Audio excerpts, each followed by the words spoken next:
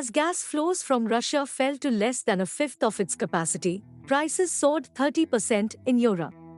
While the West accuses Russia of weaponizing energy, Moscow rejects them, saying that maintenance work on the Nord Stream 1 pipeline was delayed due to European Union sanctions.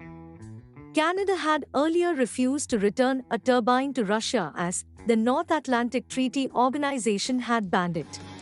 Succumbing to energy pressure from European nations, the EU ate crow and asked Ottawa to return the turbine. However, gas flows remains muted as Moscow says it needs this slowdown for maintenance work. Paul Gambles of the MBMG Group places the blame on suicidal EU policy. I think it's kind of a symptom of something that we're seeing across, a lot of different sectors, a lot of different industries, which is that, reopening isn't just a matter of turning back on taps that you turned off. You create a whole bunch of issues when you do that, where Europe is absolutely shooting itself in the foot because so much of this has come about as a result of sanctions. When we saw the Russian operations in Ukraine, there wasn't a massive immediate impact in the natural gas price. But since then, every time we've had more, as I say, sort of almost suicidal supply policy in Europe in terms of cutting itself off from its existing supply, we've just seen these supply issues get worse and worse.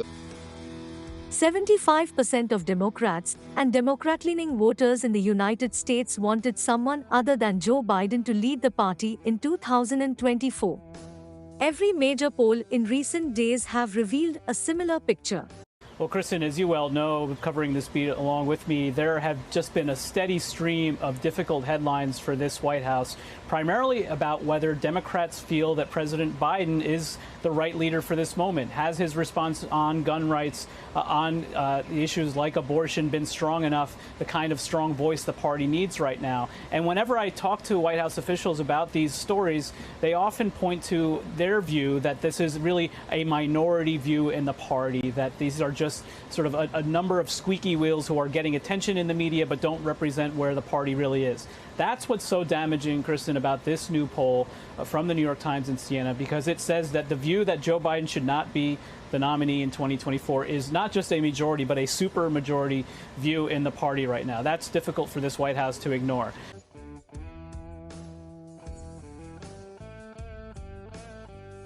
A large Iraqi crowd stormed the country's parliament. They were protesting systemic corruption and opposition to a prime ministerial candidate, Mohammad Shia al-Sudani. Carrying the country's flags and posters supporting popular Shia cleric Muqtada al-Sadr, hundreds of young men faced little resistance as they entered the campus. However, local media reported that the protesters overcame police and water cannons.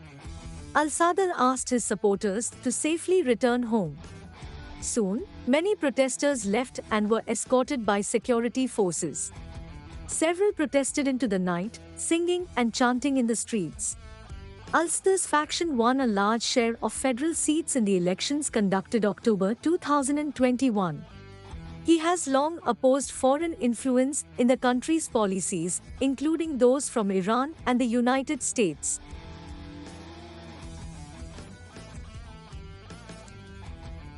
Ukrainian comedian turned warrior president, Volodymyr Zelensky, told Americans that supporting his country should be more important than domestic concerns. Talking to British broadcaster Piers Morgan, Zelensky asked Americans to provide aid for Kyiv until they win the war against Russia. The United States is struggling to manage inflation that is the worst in 40 years. Pollsters found that Americans want their government to focus on economic issues and not Ukraine. Washington has already provided $56 billion since February. Kyiv wants an additional $65 billion this year, just to stay afloat. Those polled in the US seemed fed up with this extravaganza at a time when many families are being impoverished by this inflation. Zelensky dismissed these concerns. The war in Ukraine is still the war against those values that are professed in the United States and in Europe. We are giving our lives for your values and the joint security of the world. Therefore, inflation is nothing. COVID is nothing. These things are secondary. Therefore, at the moment we are doing this job, but the West has to help us. More alarmingly, Zelensky's government officials now say that it has enough will to order a strike against Russian territory.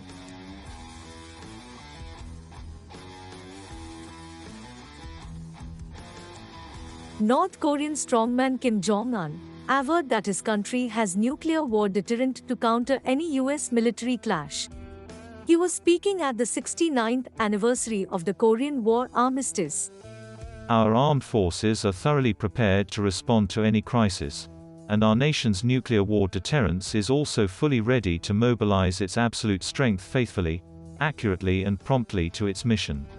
South Korea's new conservative president Yoon Suk-yeol called on Kim to return to the dialogue process.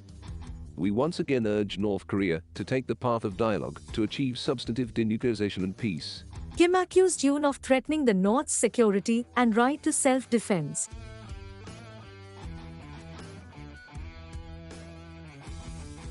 If you like this content, please press the like button and share it with your family and friends.